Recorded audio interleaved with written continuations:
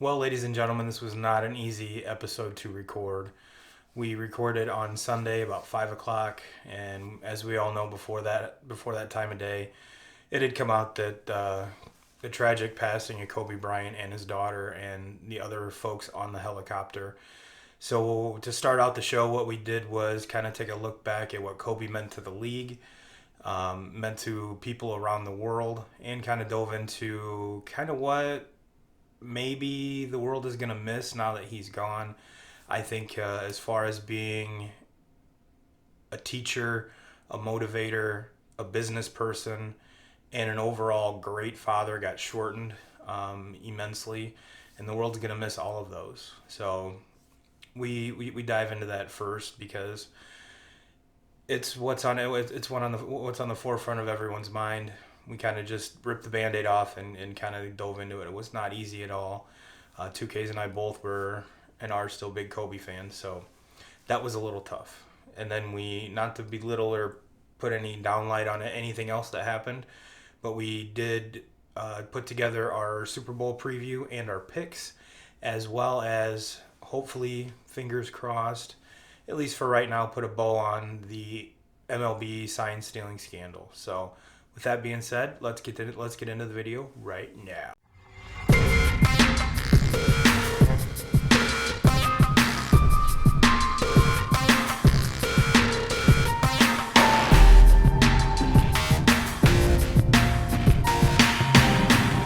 What's up, 2K crew? It's your boy Turbo and 2Ks coming to you on Sunday. This is episode 51.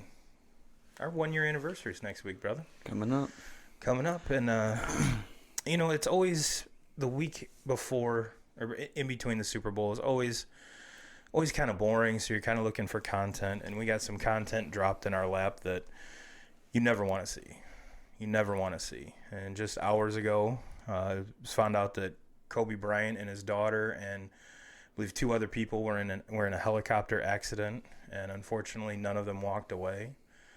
So I just want to take a big minute here and say our condolences to the Bryant family and the others involved. His daughter was with him. They were going to, if the story I read was correct, was going to one of her basketball games. Yep. So hearts and prayers are with all you guys. It's not an easy thing to open the show with or even talk about, but I think what we're going to do is we're going to shed some light on who Kobe was, what he meant to the game, and then after retirement, what he was starting to become. Mm-hmm. And before we get into that, the shout out to our YouTube crew. What's going on, ladies and gentlemen? Hit that subscribe, hit the bell, and give us a comment. If you're on iTunes, drop us a 5-star review and a comment, and if you do, we'll read it on the show.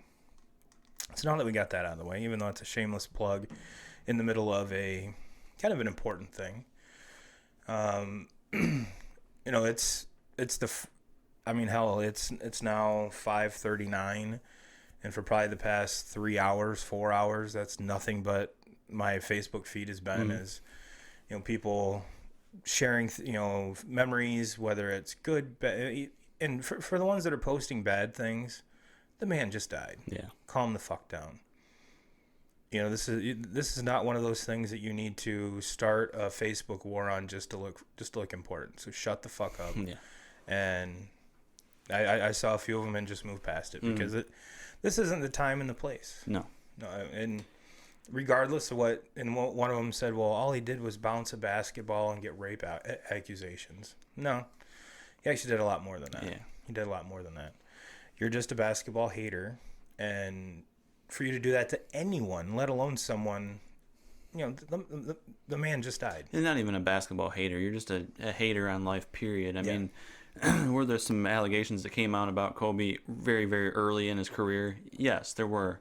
But, I mean, where he was at when he ended his career and what he did he was a basketball icon.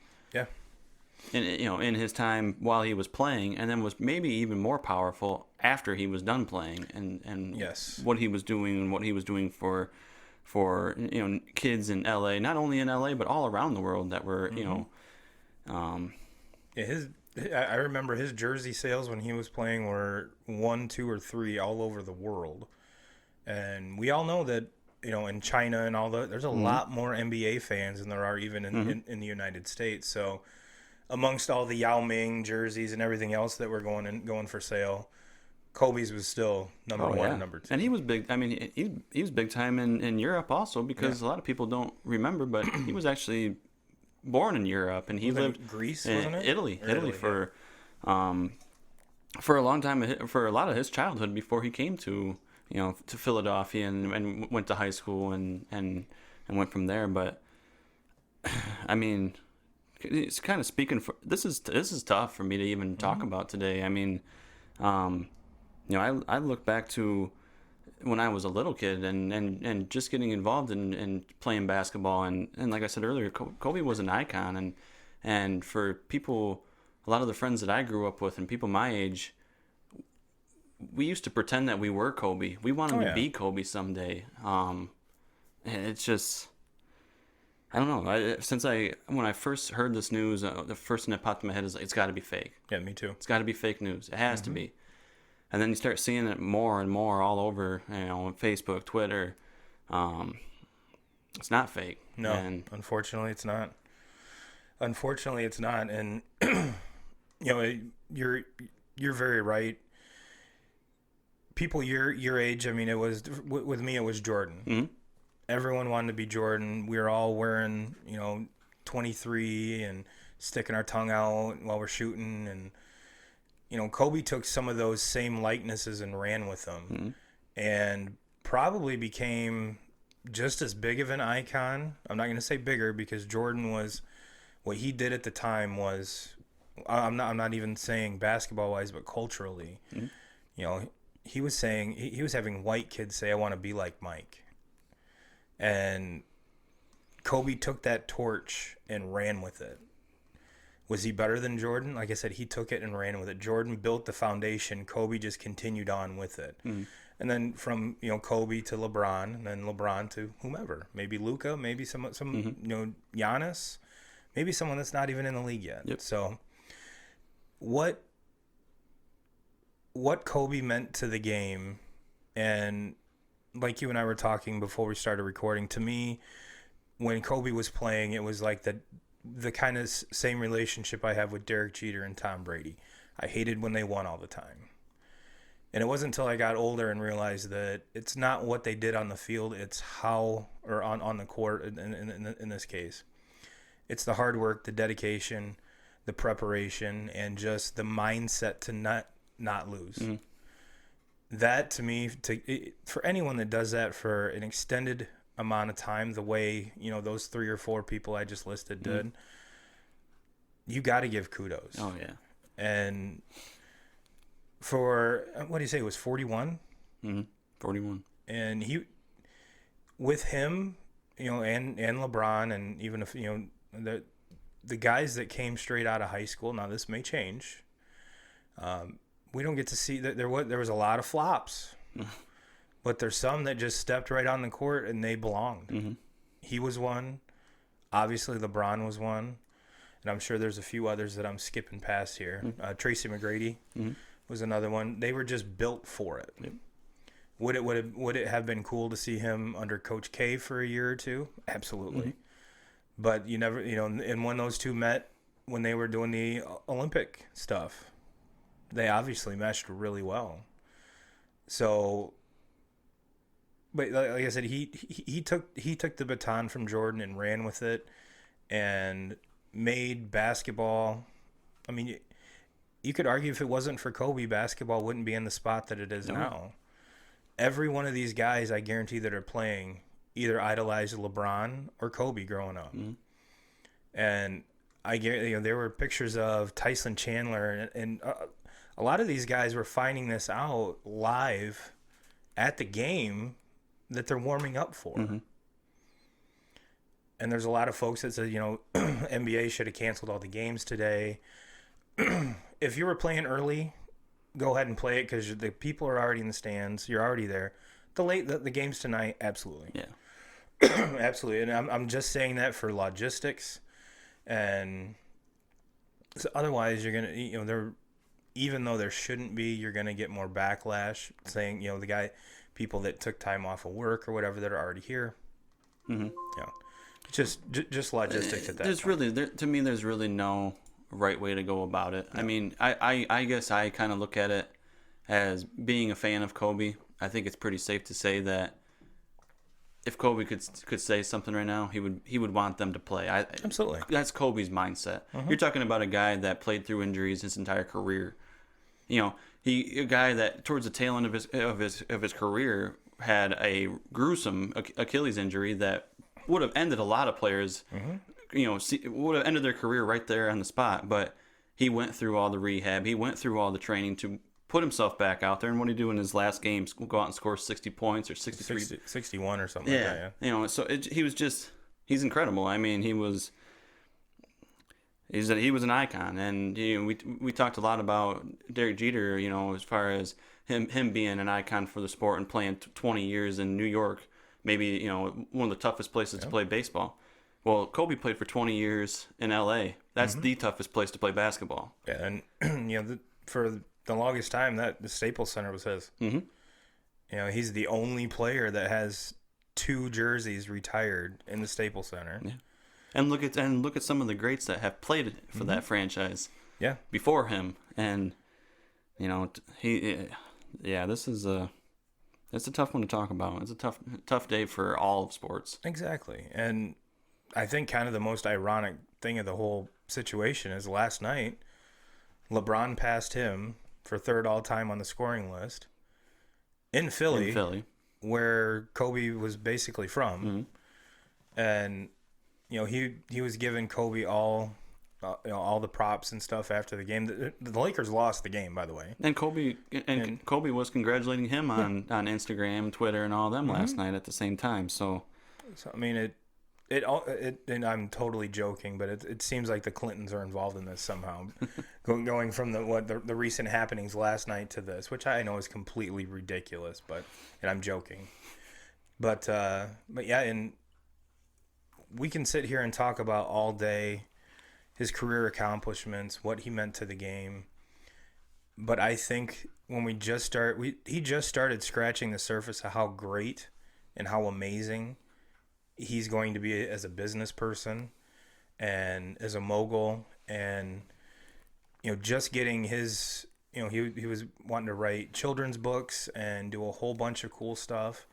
And if you guys have not, Go on YouTube and search Patrick Bet, B-E-T, David. I know it's a weird name, but he does an interview. Like it's about an hour-long interview with Kobe, completely off the cuff, unedited, and it's absolutely amazing. And it's probably go back 3 months or so, and I'm sure if you Google Patrick Bet David Kobe, it'll just pop right up. Take a minute or take the time and watch that interview, because it will, if you're on the fence about Kobe, it will change your mind. It'll blow your mind.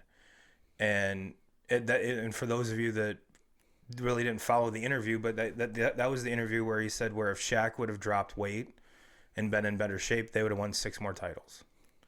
So that's where that comes from. But it's an hour-long interview, and it is an extremely good interview. So guys, look that up. If you don't know, if you haven't watched it in a while, go watch it again, because I think that if Kobe if this would have never happened and he just lived a normal life, what he did off the court would have trumped what he did on the court tenfold, by all means.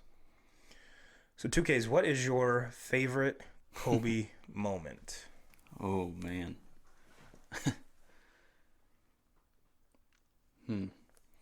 Well, the first one that comes to mind is the 81-point game in 2006, which ironically was the anniversary that was just recently. I mean, that's the second most points ever scored in the game. Obviously, Wilt Chamberlain's 100-point game. If I'm not mistaken, he sat most of the fourth quarter. Mm-hmm. So I watched part of that game, and there's no doubt in my mind if he would have played the whole fourth quarter, 19 other points, he would have just stumbled upon him. Another moment that comes to mind, kind of getting later into his career in 2010 when it was like when he kind of just carried that team and won the championship that year. And that's post. Shaq's not there anymore, No. and some of those big names that he came up with there for years were gone. And him and Brian, was it Brian Scott? Mm-hmm.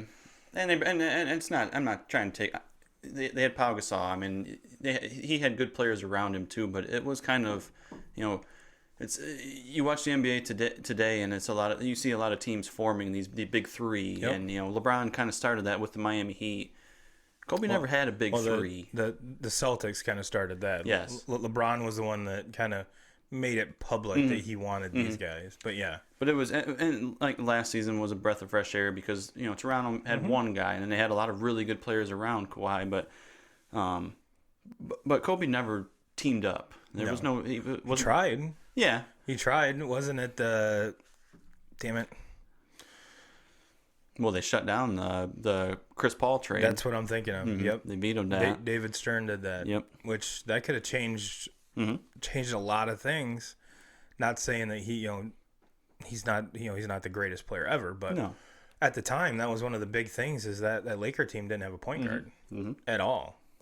And that was back in his prime. Yeah. And before the stupid State Farm commercials. Yeah, I it's all pretty fresh in mind right now, so it's hard to kind of reflect back on all the special moments because I know there's plenty more. A ton of them.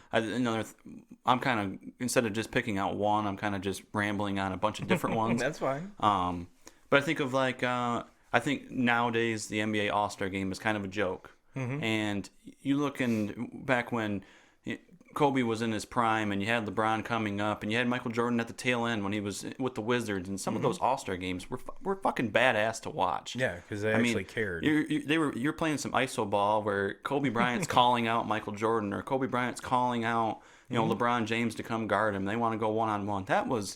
It wasn't just fast break alley-oops and shit back then. Well, now it's just a three-point shooting contest. We were watching the best of the best basketball players in the entire world, and they were calling each other out on the main stage and going one-on-one with them. And that was when the All-Star Game was badass to watch. My biggest memories of Kobe was when he was young, still rocking the number 8 with the mini fro. Right when him and Shaq got partnered up, and it was cool to see almost like a big brother, little brother kind of scenario. And of course, if you were a basketball fan at that time and place, if Shaq and Kobe could have coexisted and not been so alpha, each one of them, Kobe's 5 titles would have been 8 or 9. But part of that alpha being him is what made him great. That's what made him the Mamba. That's what made him, such a vicious person on the floor. He wanted to shit down your neck every fucking possession. He wanted to own you. It was the same thing with Jordan. And very few players. Well, those are to me the only 2 players that we've ever seen that have that mentality all the time. LeBron can do it for 2 or 3 games, then you don't see it again for another week. Jordan and Kobe hated to fucking lose. And I can only imagine if there was a close game and you were in that locker room after a game with those two, I would hate to be in that locker room. I remember losing close games with Coach Small, and we lost because we messed up. Wow, practicing without a basketball fucking sucks. I can only imagine. And granted, they can't make you practice, but just if they're gonna shit down their opponent's throat, wow, what would they do to a teammate? Yes, Kobe Bryant, you will be missed, brother. I know you were a very big fan of the show, but the world's not going to be the same without you. And like I said, our thoughts and prayers go out to your family as well as the others involved in this. Yeah, and just another thing on Kobe too, real quick is, I really like listening to peers, to other players and other coaches, and I've got the chance to hear from a lot of different players today and coaches, and and not that I really needed to hear it today to know it, because I've heard it all throughout Kobe's career, but you always hear the guys that talk about Kobe as 2 hours before practice, Kobe's already finished up his 2 hour, one person workout that he's already went through, and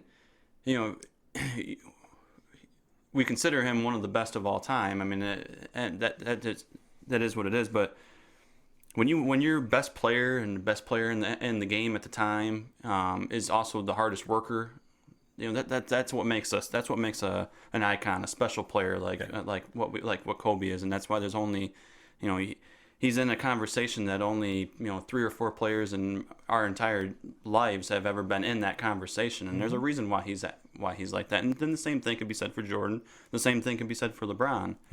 But it's just, I think just sums it up. Yep. I mean, there's really nothing else more we can say. And speaking of which, there's really no easy transition from what we just were talking about to our next topic. Super Bowl is almost on us.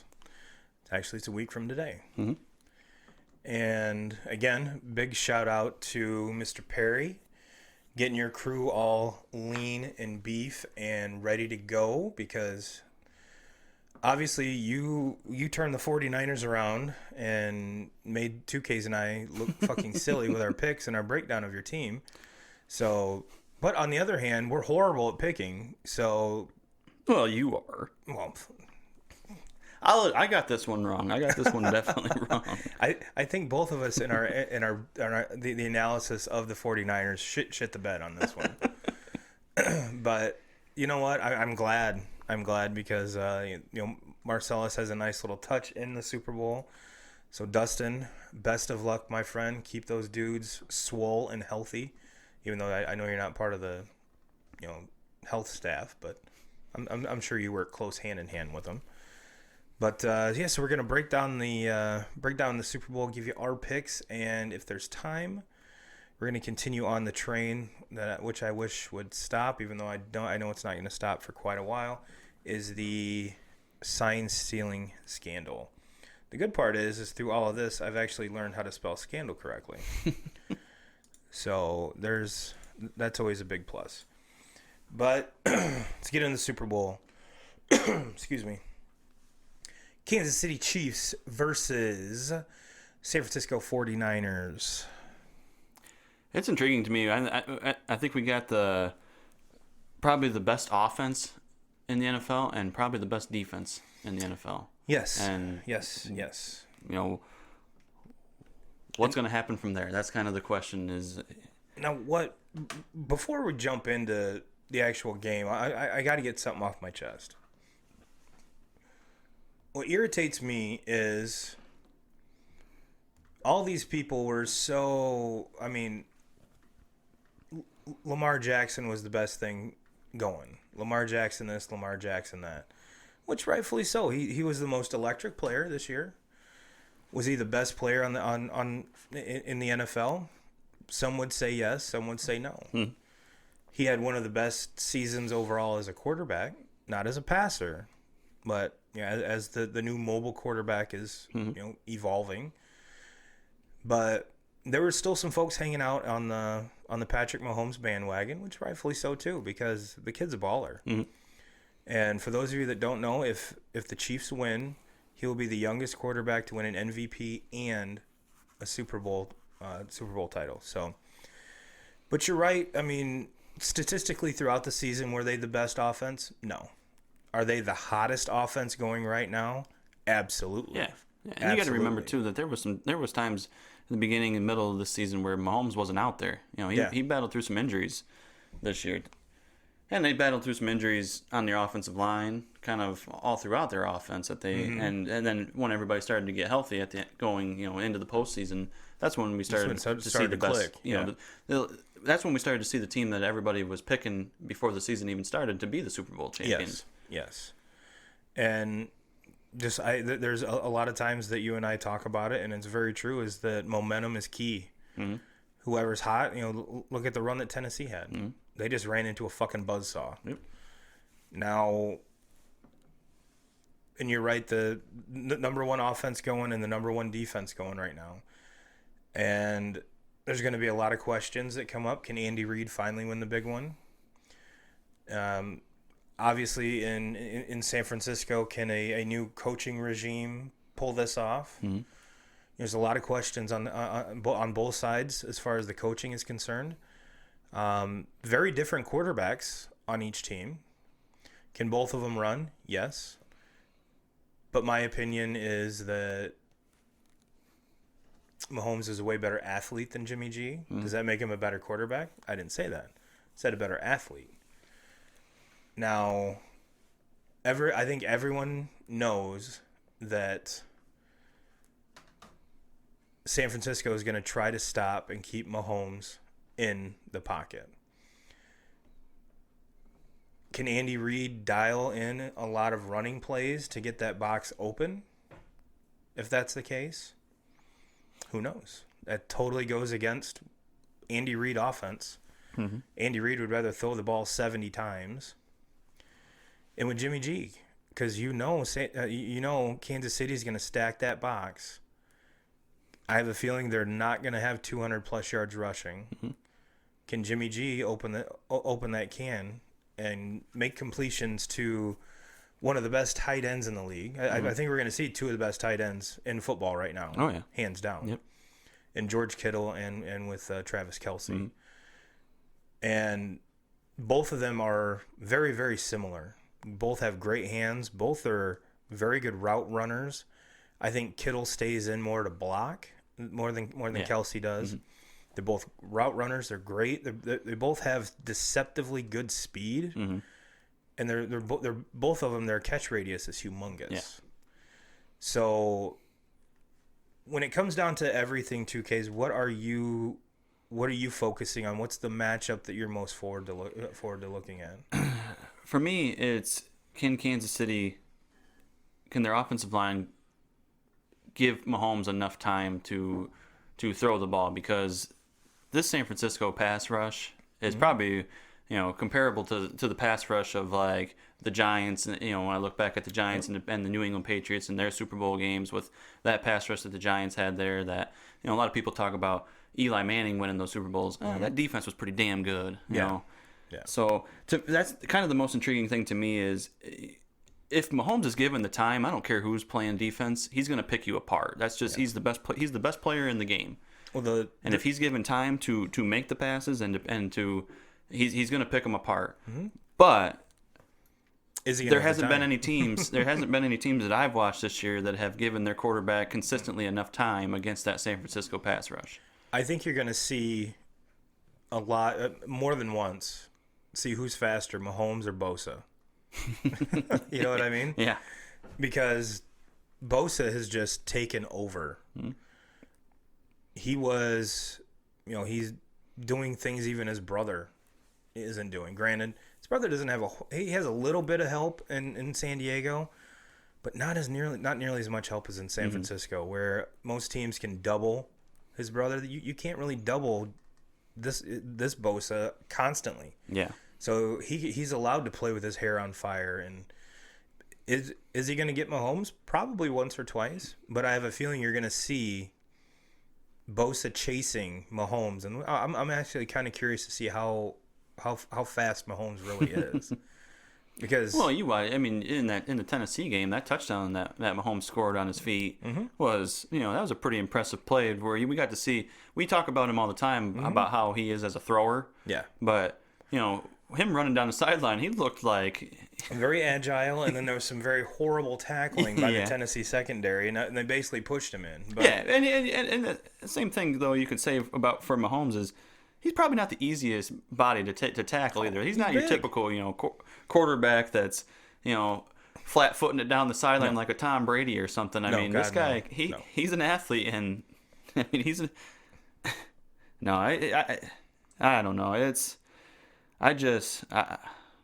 I'm not even going to get into it quite yet because I don't want to give you my pick yet. Yeah, that's the matchup that I want to see is Bosa v. Mahomes, mm-hmm. and I know that's it. It's gonna happen on most every play. Can the tackles or whoever they put on Bosa, can they contain him? I'm not going to say stop him because you're not going to do that. Unless you're triple teaming him every play, but yet you're opening the door to that whole other defense. So you can't really do that. And as athletic as both of those dudes are, I think it's going to be fun to watch. On the flip side, I think it's going to be the stable of San Francisco running backs. How are they going now? You look at Kansas City. Kansas City pretty much buttoned up Henry. Kept him under 100 yards, which I guarantee you, if you would have told them at the beginning of the game, you're going to keep Henry under 100 yards, they say we're winning this game. Oh, yeah, absolutely. Very different runners in San Francisco than Derrick Henry. Very different runners. And at the same time, Kansas City was able to build a lead. Yes. To where, when you're chasing, you can't necessarily just turn around and hand the ball off to Henry. You look at the New England game and the Baltimore game, Tennessee is in the driver's seat basically the entire game, those two games. So they're able to just keep feeding him the rock and letting him do his thing. Against Kansas City, you fall behind Patrick Mahomes and you know what he can do offensively and he can score like that. So well, hell, if you're Patrick Mahomes, you might just want to let San Francisco jump up by 10, and then you're like, all right, fine, fuck it. Well, that's kind of been what he's done this entire postseason. Which blows my mind, and I hope it doesn't do that and comes to bite him in the ass. Or is he just so damn good that this is what he's doing now for fun? Like, you got to make the game fun, so I want to come from behind instead of starting at zero and just Yeah, it could be. I don't know. I don't think that's the plan. No, especially against Tennessee, against Baltimore. A lot of that was, defense and turnovers and shit like that, which led to that big lead. But yeah, I just like we talked last week. This is going to be an exciting game. There are so many different matchups, different things going on each play that you're looking at polar opposites. Can San Francisco have a quick strike for a touchdown? Yep. Can Kansas City do it more often? Absolutely. Absolutely. They have a road runner named Tyreek Hill that can run so fucking fast.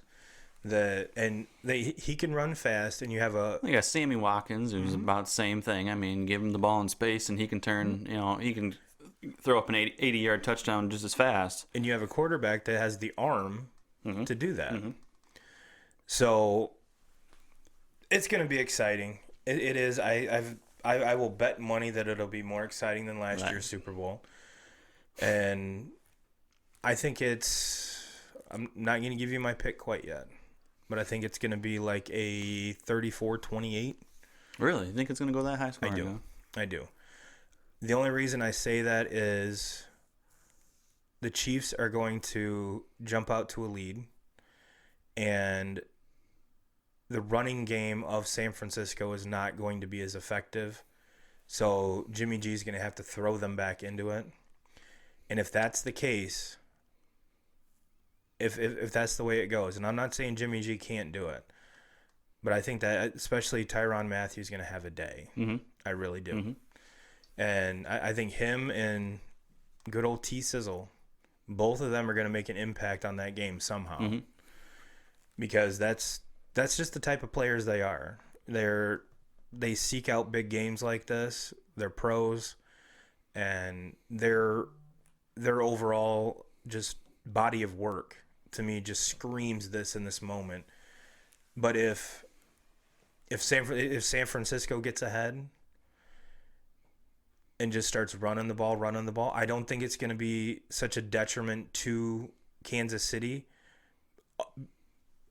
But if you flip it, Kansas City jumps ahead of the lead. It's more detrimental to San Francisco that way, just because of that lightning strike offense. They can. How many drives have they had that have been under a minute 30? Yeah, and went 75 yards. A lot. So that part doesn't bother me. But my pick. I already gave you my score. I'm taking Kansas City Sorry, Dustin, but I'm taking Kansas City in this one. And not to say that I think we're seeing two very young quarterbacks that I think are going to be vying for these positions in the Super Bowl for many years to come. San Francisco has a great foundation built on all of these defensive players, very young defensive players, and as well as Jimmy G and that stable of running backs. But I think that even though Kansas City's defense isn't nearly what San Francisco's is, I think they can be timely enough to take San Francisco out of their comfort zone, and about midway through the fourth quarter they pull away. That's my prediction. You can book it. Don't go put any money on it because I'm pretty sure I don't have a very good record of this. But if you want to cut me in on it, I mean, hey, 10% turbo, I'll take it. I'm not gonna say no. I'm going the other way. I'm going San Francisco. I just that defensive line, that pass rush, I think they're going to get a lot of pressure to Mahomes. I don't think Mahomes is going to have a whole lot of time to throw back there. I don't see the game being as high scoring as you. I think San Francisco, they do two things really, really well, and it's two things that win postseason ball games. They run the ball better than probably anybody in the NFL. I mean, you look at some of those holes that they were opening up last week against the Packers. I could have ran through them. Yes.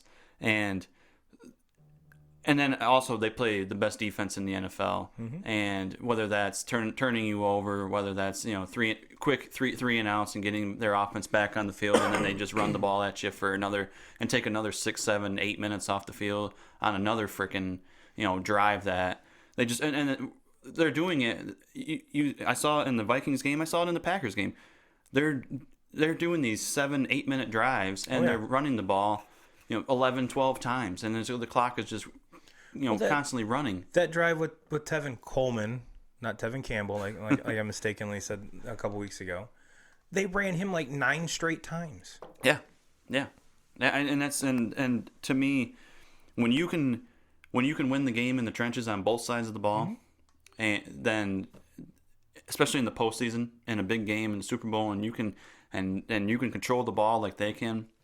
I haven't seen them in a time where they've really had to worry this entire postseason, to where the Chiefs have had to. I know that they've been able to throw points on the board really, really fast, and they were given some gifts in the Texans game, but this is a whole different defense that they're going to be facing, and I don't see it happening. I think they're going to get pressure to Mahomes. Andy Reid has proven that he in big games he gets way too one-dimensional. And I don't see him trying to run the ball, trying to hold the ball.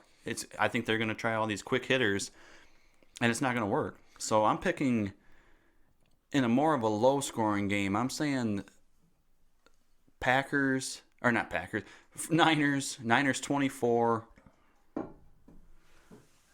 24, Kansas City. I'll give them 17. So for those of you that play the squares where you get a payout per score, you hate 2Ks. You hate 2Ks unless you're that last score dude. Everyone else, you're welcome. You're welcome. I'm picking a lot more scoring. So yeah, in everything you just said, would not shock me to happen. But there's just something that tells me lean Kansas City on this one. No, that's basically what everybody's saying. Yeah. I mean, you look at the spreads. What I was just looking at, they had Kansas City as like a 63% winner or something like that. What's the spread on the game, by the way? I think it's Kansas City by... It's got to be pretty close. It is. I think it's Kansas City by 1.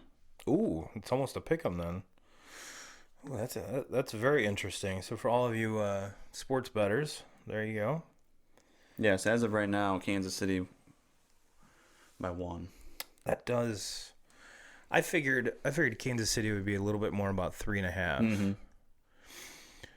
Okay, so moving on from that, ladies and gentlemen, I did post, like I said, granted, it's a little later than what I said, but I got kind of busy.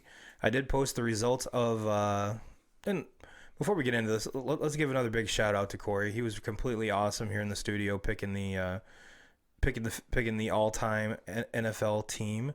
And I know for those of you on YouTube, I sucked at actually centering the video, so you didn't see a lot of 2Ks. So I do apologize, but he was actually here. You could hear him. It just maybe it's Corey's Probably got a big head. don't really want to see me all that bad anyway. Well, but yeah, or you could just blame it on Corey having a gigantic head that we couldn't see past I think it's pretty safe to say that all three of us have pretty big heads. Yes, yes. So I did post the results of the draft on the Facebook group.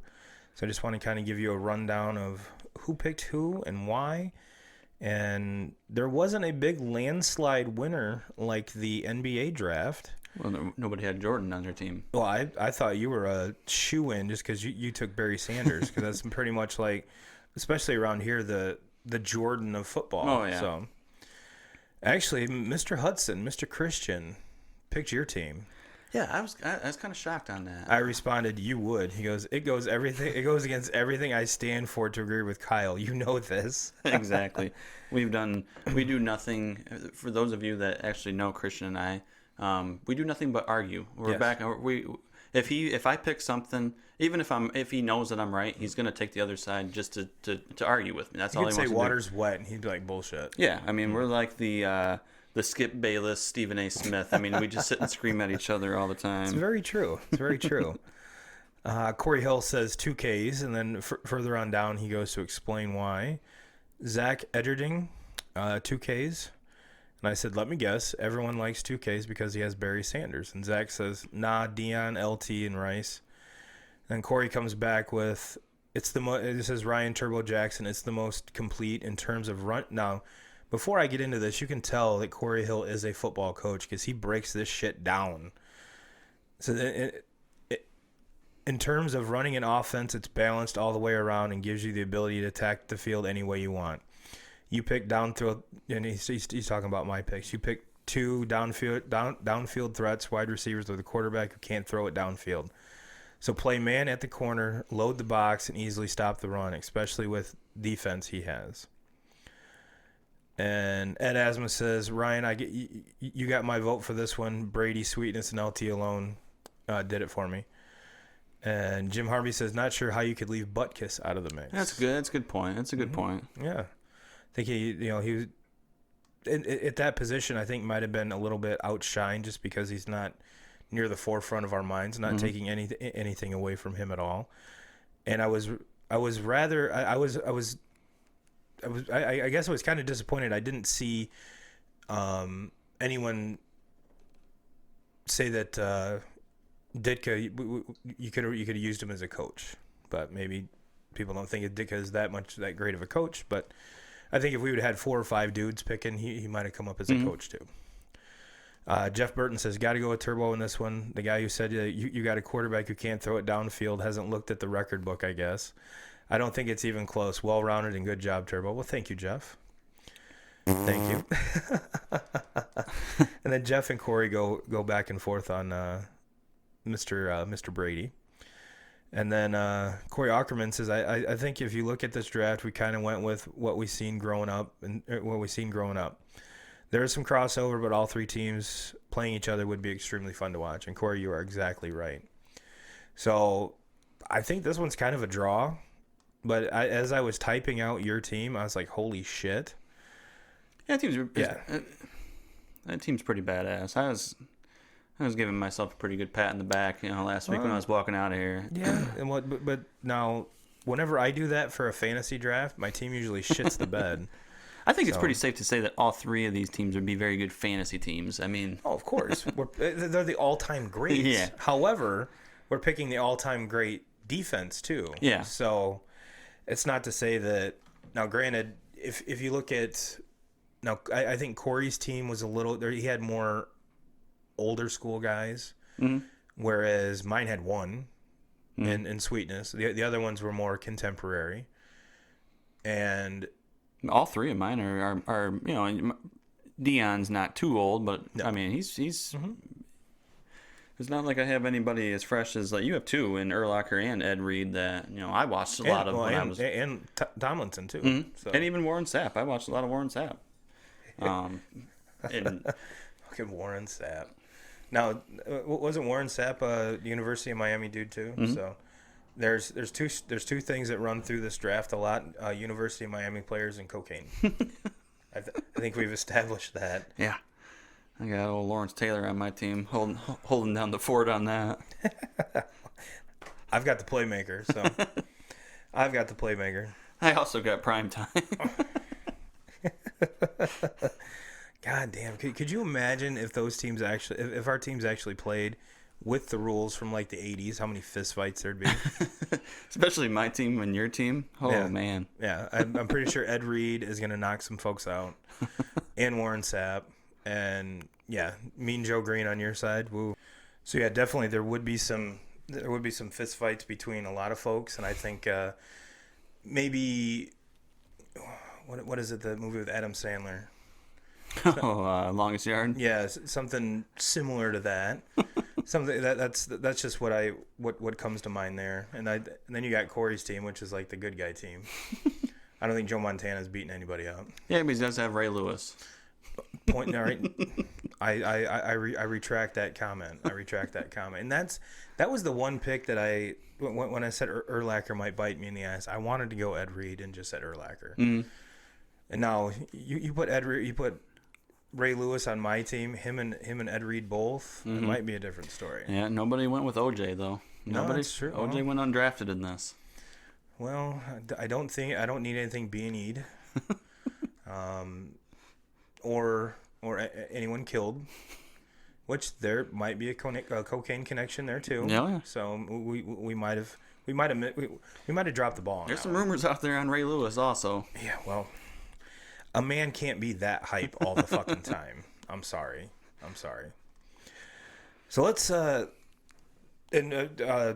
crew, I really love that you guys interacted with our post, because that was kind of the reason of doing it. And usually the more hype, the more interactions we get, the better the subject is. So this next one, it's just something that I know it's not going to go away anytime soon. I think we're just scratching the surface of this whole sign stealing scandal. And the one thing that we can put to bed right now is the Astros are done. Their punishment has been doled out. Unless Commissioner Manfred comes back and totally flips his script on what he's been saying about not punishing players. They're just going to punish the head coach, any bench coaches, GMs, anything like that, because he thinks that the trying to pin things on the players will never work. And what you're seeing now is the Astros had their fan fest. The Tigers have one of these too, but it's not until February, I don't believe. But it's Tigers Fest. Mm-hmm. But what irritated people the most is they interviewed Alex Bregman, and you could tell that he had a very prepared statement. Mm-hmm. Addressed none of it, because he'd be stupid too. Because either he's going to come out and say, sure, I did it. This is exactly how we did, exactly what went down. That's what we all want. Oh, yeah.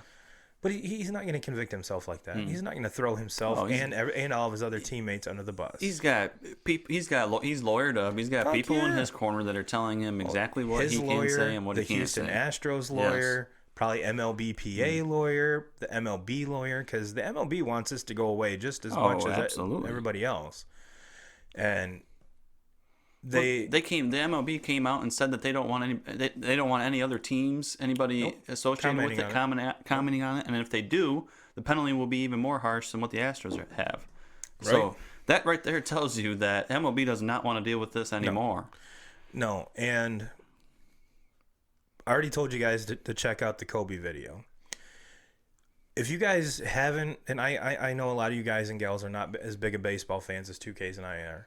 But if you guys are not listening to the Starting Nine podcast, you're doing yourself a disservice, because, yes, Jared can be obnoxious, but they usually get some pretty badass interviews, and they just did, I want to say the last one was Trevor Bauer. Yep, that's what they had on this past week, yep.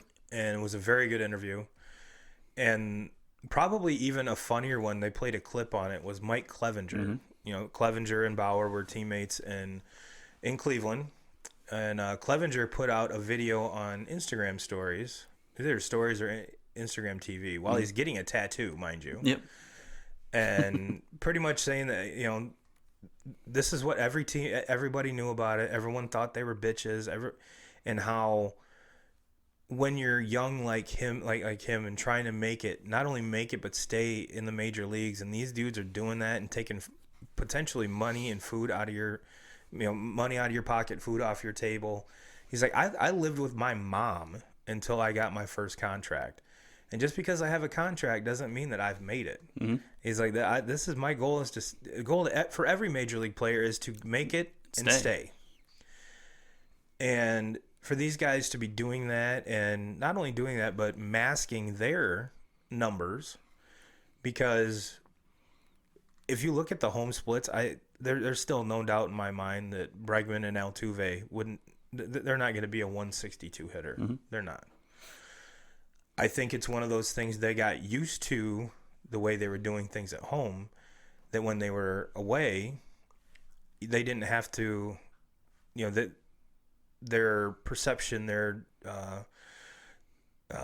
what's the word I'm looking for? Their fundamentals and everything weren't as sound as they needed to be to do it at home mm-hmm. and away. Mm-hmm. They have and had the talent to get there and make it.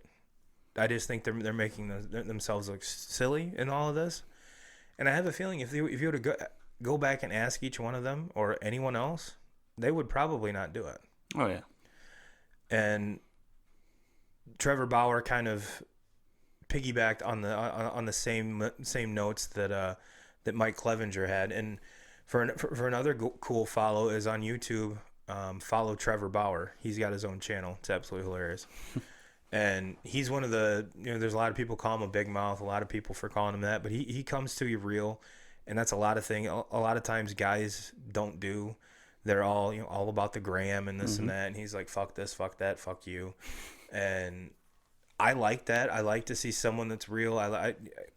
Even though people have a special talent to play baseball, basketball, football, whatever, be an actor, they're still a person. Mm-hmm. They're still a person. They do the same dumb shit that we do, prank our wives. Their kids do silly shit. They fart with their buddies and drink beer. That's what they do. It's what they do. And it's to me, it's always refreshing to see, they really do this shit too. But that's kind of what we talked about when we started doing this podcast, just me and you talking. We were like, we don't want to be scripted. We don't want to shoot statistics for an hour. We want to kind of be off the cuff and just say whatever the hell we want. Yeah, exactly. And that was kind of, I think for both of us, that was kind of our number one rule when we started this, is we're going to keep this kind of off the cuff. We're going to say whatever the fuck's on our mind. Mm-hmm. And if people don't agree, I don't give a shit. And if people don't like the way I say something, I don't give a shit. No, I mean, it's that's kind of the way that we approach this. It's our opinion. Yes. You can have yours. Let's have a discussion. Mm-hmm. No big deal. We don't have to. No feelings are going to be hurt. No. We're not going to give you the, Stephen A. and Skip yell back and forth. That's not what the fuck we do. But I regress. It's getting back to the baseball thing. So since we talked about this, Carlos Beltran's lost his job. And had he not, I think it would be one of the biggest media circuses. And the Mets, especially lately, probably the last 20, 25 years, have had that almost, when it comes to like New York sports, a fucking joke. Mm-hmm. The Yankees have owned New York probably for 50, 60 years. Mm-hmm. Well, probably not that long. It was pre-Jeter, and probably about 25, 26 years somewhere. Mm-hmm. Let's say 30. Mm-hmm. There were some very good Mets teams back in the day. And so now that they've kind of become a joke, had they kept, and I'm not saying Beltran would have done a bad job at all. There was a lot of folks that really, really think that he could do an amazing job. And kind of the way they broke it down was, on Starting Nine, was he got, because he was a player. He was not a part of the bench coach or anything in Houston when all this was going down. So he wasn't making the decisions. He was swinging a stick. Was he long in the tooth? Yes. But according to Rob Manfred, there were no players that were going to be disciplined. This was all coaching staff and higher ups. But would it have looked bad? Would he had to answer questions? Would he had to go through the media circus in every fucking city? Not only him, but the management, the players, the staff, every single road trip. If they don't get off to a hot start, well, can't win anything unless you're not cheating. If they do run off 13, 14 in a row, well, we better check them out. They got to be cheating. Which sucks because, like I said, he's never coached. He was a player during this. No. Do I agree with letting him go? Yes. Yeah. It's unfortunate, but yes. And for Beltran, though, I really do think that what he needs is time. He needs time to step away from it for a little bit. Let this all kind of blow over, because in 4 or 5 years, this is all going to be old school. Yep. I mean, old news, and nobody's going to talk about it anymore. There's probably going to be some other big news that's breaking, and maybe get out of spend a time as a bench coach. Get into something where you're just kind of under the radar, coaching in AAA, AA, or something like that. And in 3 or 4 years, 5 years, when that comes, or the Dominican or somewhere, he's going to get his opportunity again. I really do think that for him. He is. Alex Cora will not. No. And I'm not saying that he's going to be a lifetime ban or anything like that. I think the MLB should just come out, suspend him for a year, because it's going to be completely pointless because no team's going to fucking hire him. AJ Hinch, I think, will be back. Yep. Ludnow's going to come back. A team's is going to pick up on that. I mean, look what he did in Houston, and I'm kind of changing the subject big time here real quick when I talk about Ludnow, but everybody, especially around here, a lot of the people that listen to us, we have a lot of Tigers fans, and everybody's all over Avila right now and what Avila's doing, and basically just tanking. Now, Ludnow with the Astros did the same thing. Tanked more than any they tanked as an organization more than any organization has ever tanked in any sport ever. And look what happened. Look what it did. Yep. Look at some of the names that they were able to draft, that they were able to bring up through the minors, and then go out and bring in their Verlanders and their Coles. Yes. So don't give up on don't give up on that yet, Tigers fans. But an organization is gonna allow Ludnow back in and give him another shot to do what he did in Houston, because. And if you look back on like the sequences with Houston, it started out with Ozuna, and then it was the reporter, and then now this. It's like it's been building to that, where eventually it's going to have to explode. And this was the explosion. Now, the take that I'm going to give you, normally when it comes to Houston, I'm all for them. More the merrier. I'm riding that bandwagon, but this one, I can't. You are not the underdog this year. It's not everyone against you. You put yourself in the situation. If you're able to dig out of it and prove to us beyond a shadow of a doubt that you can win this shit without cheating, that's the only way you're going to save face. Will it take back what you did? Absolutely not. Will everyone think that you should still have, between them and Boston, have asterisks or been stripped of their World Series title? Absolutely. But as a player, the only way you're going to, I'm not going to say come clean, I'm not going to say, wash your name, but to even come close to what you were is to win without all of this. And if they go out and win the World Series next year or this year, you open up a whole other conversation. But if not, if they miss the playoffs, they miss the play because their division is very winnable. Oh yeah, they're pretty much the only main piece they're missing is Cole. And Sanchez is going to come back, and I think Sanchez is going to fill that. And you can never replace Derek Cole. No, but they set themselves up to be able to take that blow of him leaving by going out and trading for Greinke last year. Like they had a pretty good idea that Cole was going to test the market, and Cole was going to he was going to get fucking paid. Yeah. So they made that trade for Greinke to be like, okay, it'll be nice to have this three-headed monster in the playoffs, but when Cole leaves us, if he does leave us, which he's probably going to, we have Greinke coming back next year, so we're going to be fine. It was Garrett Cole, folks, not Derek Cole. I caught that. But I think Aaron Sanchez is going to be the linchpin in all this. I think he's going to be the most valuable. I think going forward, he's going to be more valuable than Greinke. I really do. If he can keep the blisters off and hanging out with Verlander, they pitch very similarly.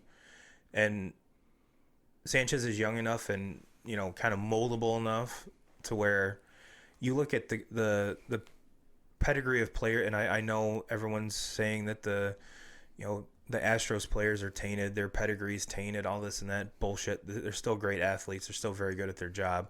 And the pitchers, you can't dog the pitchers because the pitchers they weren't getting signs. So, yeah, just hanging around them and that pedigree is only going to make him better, considering he went from it was him and Stroman in Toronto. Now he's with all these other guys to where I think it's going to make him better. And I think I obviously don't think he's going to be better than Verlander. Could he? Yes. He had some stretches in a few seasons in Toronto where he was. I had him on my fantasy team a lot because he was leading the league in strikeouts and ERA. But he was still. It was the innings that were he was working into those.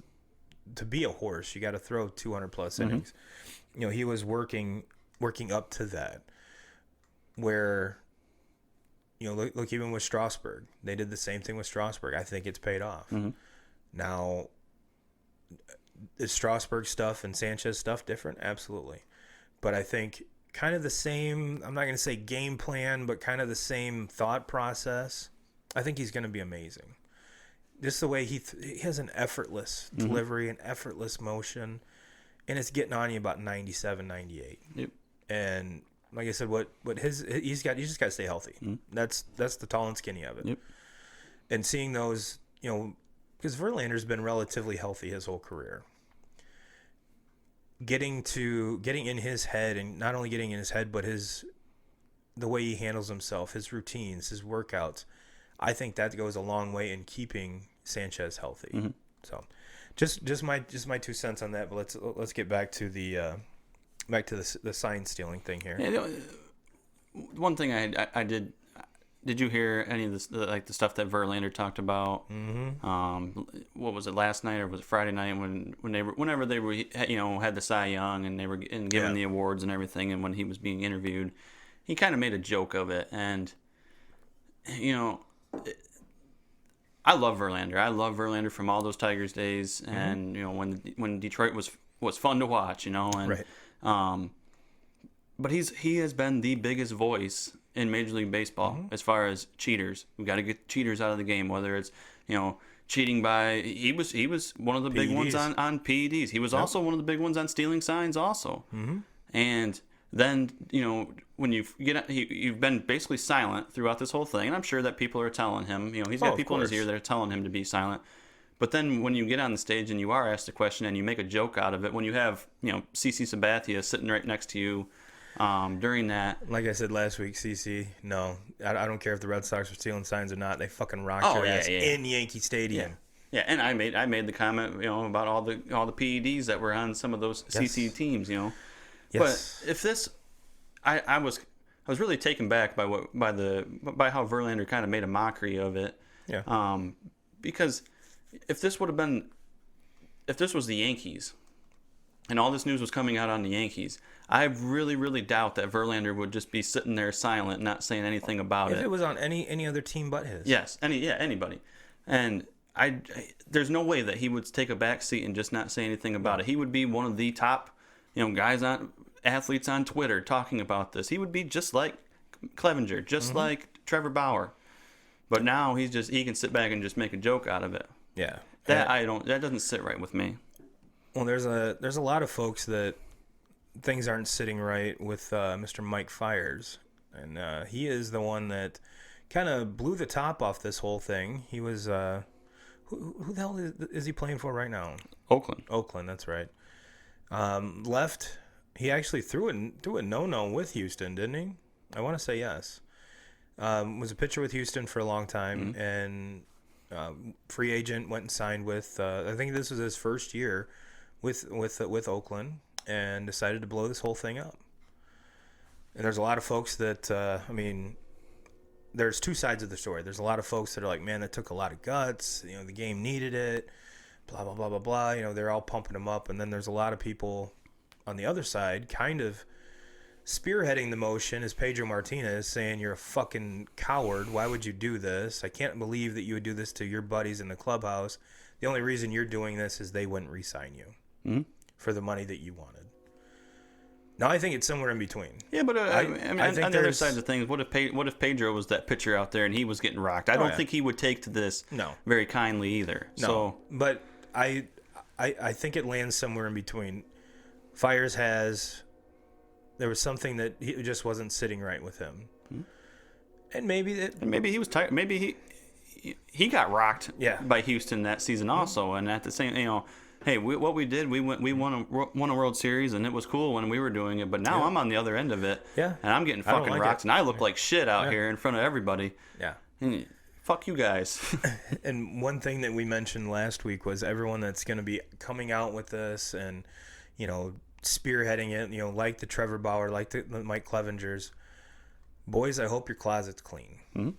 Well, it came out on Twitter today that these are allegations. Yeah, we're not breaking news. It's not it's not breaking news. It's been on Twitter all day. But there's been 3 accounts now of what were the charges? So I don't. It's Are they attempted rape? Was that it, or? No, I don't think it's any. Or is that just underage stuff? Let me time out. Team time out. I don't want to. There's already shit coming down on this man. I want to get him right, so I'm not looking like an asshole. All right. Yesterday, this is today. So yesterday, 2 women accused former Astros pitcher. I like how they say not current A's pitcher Mike Fiers of underage sexual harassment. There we go. A third victim today came forward and provided me with total proof. But yeah, if you guys search Mike Fiers' thread on Twitter, it's the first thing that comes up, and it looks like he's pally-palling with a very young person on here. So, like I said, these are allegations. I never wish anything about, when you make yourself public and when you throw yourself out there, you better be ready for the circumstances, and you better be ready and make sure your closet's clean. Because obviously, Mr. Fiers' closet is, allegedly not clean. Mm-hmm. So I know that has zero to do with this baseball scandal. I know it has zero to do. But in a way, it kind of does, because he is the guy that started this. He's the one that put this Houston on blast. They were already being investigated, and if you listen to the starting 9 interview with Trevor Bauer, he's like, we knew that the whole time. Mm-hmm. We just couldn't. We knew it. They couldn't put a finger on it. And what's very, very odd was the 2018 Red Sox, when they played the Astros. And now here's where I'm trying to get this right. The Astros beat the Indians earlier that postseason. The Indians had went to the league office and said that there was a Houston PR guy, had the PR badge and everything, videoing the dugout, no matter if they were home or away, videoing the Indians' dugout. They filed they filed a suit or a complaint, whatever, with MLB. Nothing really came of it. So they told the Red Sox, "Hey, we saw this happen. Mm-hmm. Make sure you better check yourself and look out for." So, in the ALCS, they were both videoing each other's dugouts. So there was a lot of stuff that's now come out. Mm-hmm. Because of this, the Red Sox guy that was videoing the Astros bench, this is a lot of the video that we're seeing came from that series, because the Indians found out or noticed that their dugout was being videoed. Mhm. So it is what it is, I guess. But And at the time, because you said this was in 18, yeah, and at the time, Houston knows that Alex Cora is over there, and Yeah. so they're watching their ass. That's one of the main reasons why they wanted video of that, is just to make sure. We want to see what Alex is doing. We want to see what the players are doing. They want to make sure. And they, from what everyone speculates, is they did it to Cleveland just to make sure. Yeah. And so what's funny is that you have two teams kind of working together to make sure the other one's not fucking them, even though the other one's watching them. So it's basically like if you and your girl, you've been together, one of you cheats, the other one's like always just over. Oh, well, who's blowing up your phone? Who's blowing up your phone? So it's kind of something like that. You know, it's very, in my eyes, it's very similar. I think it's very funny. But from what I understand, probably next week, the week after, MLB is supposed to have their decision on the Red Sox portion. It's time. You got to wrap it up. I mean, pitchers and catchers are reporting here. Yeah. It's time to wrap this up. The Mets hired a manager, Luis something or other. Yeah. But here's my thing: is that how much you can do what you want to Cora, but the Red Sox don't have the banging on the trash cans, the alleged Band-Aids, that they've found the closed caption or closed circuit TV.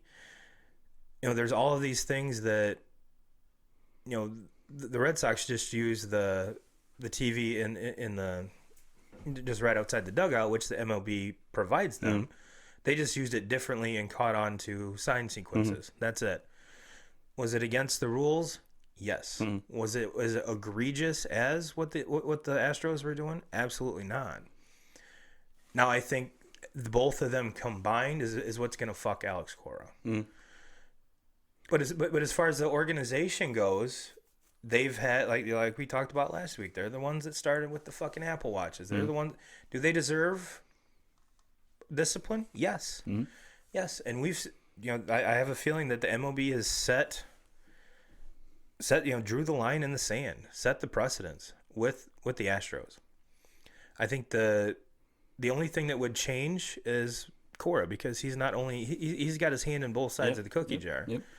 And what I guess I'm kind of in a loss of words of, all right, well, we've seen what they did, and this is what they got. Not everything is going to be as cut and dry as white and black as already the precedents that you set. But there's a lot of other, they got their slap on the wrist, so yes, they should be disciplined. So I'm kind of curious to see what comes down, the severity of it. I don't think it's going to, the organization's penalty is going to be as severe as what that was with Houston. And one thing I did want to add is those TVs that they were using, the Red Sox, during the postseason, an MLB official was there. They manned those, or they're not right outside the dugout. They're in the clubhouse. Yeah.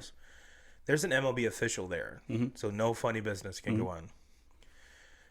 And I told you last week the run differential that the Red Sox had, and you want to tell me that there should be an asterisk, or they should be stripped? They were the best team in baseball that year. And but yes, they were unmanned during the regular season, but there was someone there just to make sure what was going on. There's no fishy things or no funny business.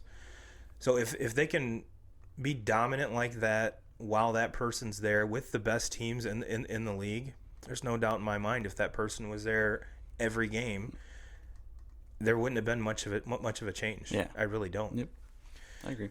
Yeah, and kind of to put a bow on this, I was reading something. I think it might have been yesterday about who Houston had interviewed for the managerial job. Everybody. Well, one of the names that really popped up to me was Brad Ausmus, and I thought to myself, okay, well, They've already been disciplined by getting, fined $5 million. They've lost their first and second round draft discipline. picks. You have to have Brad Osmus for 4 years. Now you have Brad Osmus as your manager. That takes the cake. I mean, that's the worst. And there's a little bit of history there with Brad. He played for Houston for a while. So next thing you know, Verlander's requesting a trade. Exactly, and that's what I was going to that next. Verlander making a joke out of it. Last night. Hey, motherfucker. Brad's back. You got him back. So, that to me that might be. He interviewed Eduardo Rodriguez. I can't even stand it. He totally ruins half the Sunday Night Baseball. But no, they said there was 8 or 9 managers that they've interviewed. So I'm kind of curious to see, and I haven't heard anyone the Red Sox have interviewed. I know they've kind of kicked the tires on Jason Varitek. There's been some hubbub in New England about Pedroia. That scares me because not that I love Dustin Pedroia to death. That's why my softball number's 15. I love him. He's been one of my favorite players since he came up. It's different between being a coach and a player. So that, we talked about it with Chicago. Not very far removed. How would that? Whereas with Varitek, he's been away for long enough, and worked his way. He's worked with the organization in a coaching role. I don't care how last season ended. This is still a fucking Ferrari of a team. Absolutely. And I don't want my Ferrari being driven by a 16-year-old. I'm using a total analogy. I want someone that knows how to actually use a manual transmission and actually use the car for what it's designed for, not just for getting groceries. And yeah, if that, I know that has to make total sense because it makes sense in my head. So, but no, it is going to see.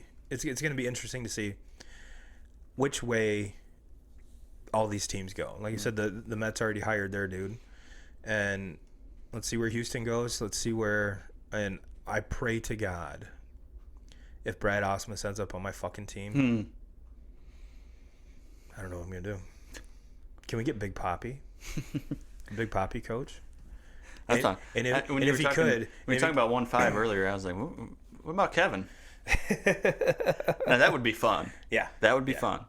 That would go back to like beer and chicken wings in the clubhouse again. Well, if either one were the manager, I would want him mic'd up every game.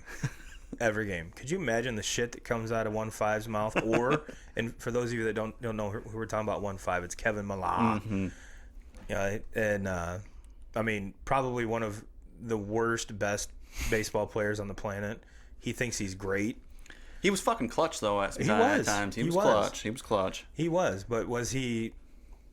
And I love watching him. Absolutely. The only thing that tears me apart about that show is Chris Rose. Yeah. He can be all right. He can be all right. I have a lot of respect for Chris Rose because he covers everything. It seems That's one of the reasons why I don't like him. Really? Yeah, he's in too many places. See, like I want to turn on my TV and not see Chris Rose every now and again. Yeah, I mean, I agree with you to a point, but like when you can cover every single sport and you actually know what you're talking about, instead of having like a Stephen A. Smith opening his mouth about the UFC, like that, the whole argument with him and Rogan going on right now, it's like Rogan called you out because you don't know what you're talking about, so just shut up. And if there really was a fight, Rogan would whoop your ass. And then you just the video on Twitter of Stephen A. firing back at Rogan, because he thought that Rogan wasn't talking about your credentials and ripping you on that. He was just basically telling you that you don't know what the fuck you're talking about. Yeah. When you don't see Joe Rogan, giving his NBA insight. No. And if he does, stay on your fucking platform. If he does, he's stoned out of his mind and doesn't give a shit. Did you? We're getting way off topic here, but did you? I think I shared it on the. Maybe I didn't. But there was a list of what these commentators make, and was kind of shocked how much Stephen A. makes. Oh yeah, $30 million a year, 30. Tony and Mike Wilbon make $6 million a year, and I think Troy Aikman makes $1 million. Buck makes $10 million. That's just for the football side. I mean, there was if you, I'll try to find the article because it was rather interesting to see. Well, I saw a thing that ESPN's trying to pull No, to pull Romo for Monday night. I'm sorry. Stephen A makes $10 million a year. Jim Rome makes 30. Mm-hmm. Jim Rome earned it. Mm-hmm. He's been first of all, he's been fired from ESPN I think 4 times, and now he's off doing his own thing with I want to say it's CBS or one of the morning things now. But yeah, he probably has the most crowded just audience. Everyone in Rome is one of those electric dudes. Either you hate him or you love him. Mm-hmm. I used to love Rome is Burning because he only had a half hour. Mm-hmm. When he's on the air for 4 hours, he's better now. Mm-hmm. But probably when I was in my early 20s, so probably 2003, 2004, it's fucking ridiculous. He'd go on and on and on about the same thing for 4 hours. Whereas with Rome is Burning, he had to hit certain topics and only had a half hour. Mm-hmm. It was perfect. Yep. But now he does the simulcast thing, kind of like Dan Patrick started, Mm-hmm. and then Rich Eisen does, and and even Pat McAfee, he does his live on Facebook every day, which I think, or not on Facebook, but on YouTube. Mm-hmm. Which you talk about a lot of dudes that work for him. Wow, I mean, Dan's got 4 Danettes. Uh-huh. I think Rich Eisen, I think either has 4 or 5. Rome has, I think, 5 or 6. There's probably 8 dudes working for Pat McAfee, and of course, a couple of them are just chilling on the couch. But and that's one that I've been getting into a little bit here lately, just because it seems like there hasn't been a lot of my favorite people on YouTube haven't been publishing content a lot. So from 10 to noon every day on Pat McAfee's the Pat McAfee Show station or channel, look him up. He's awesome. He does tend to talk a little more and where he needs to interview more. Mm-hmm. But some of the stories, you could tell that the dudes that work with him, one of them is his brother, they have a good time. Oh, yeah. They have a great time because that's what Pat does. Pat has a great fucking time wherever he Oh, goes. yeah. Now they were talking about the draft, and because the draft's in Vegas. ESPN wants to send Pat to Vegas. He goes, I'm not fucking going. It's like, do you realize and they had his agent on. Like, do you realize how much they're paying you? I don't care. It's going to cost me more going there, even with what they're paying. So no. He's like, I've been there. I've done that. Fuck, it cost me 50 G's every time at least. He's like, I'm not doing it. So I'm like, man, I need to go to Vegas with Pat McAfee. Because that would be, and then somehow, obviously, he'd be big balling paying for it all. So we've ran over, but that's completely fine. We did have a little camera malfunction, which is all right. So is there anything else we want to bring up here? I know it's been kind of a all-over podcast, and like I said, a lot of times you look for content, and some of it falls in your lap, and this is not one that I wanted to fall in my lap. Nope. So anything else you want to add there, 2Ks? Nope. All right. Well, Jim Rome, we've already talked about you, and as always, $30 million a year, we're coming to get you, brother. Thanks for watching, folks. Thanks again for kind of hanging in there when it's not the most jovial and exciting Turbo and 2K show that we've done so far, but I have a feeling it's one of the most impactful. So thank you again for watching. If you guys feel like taking another journey with us, click a video right up here, right there. And don't forget to subscribe, like, and comment. We love you guys, and we will see you next time.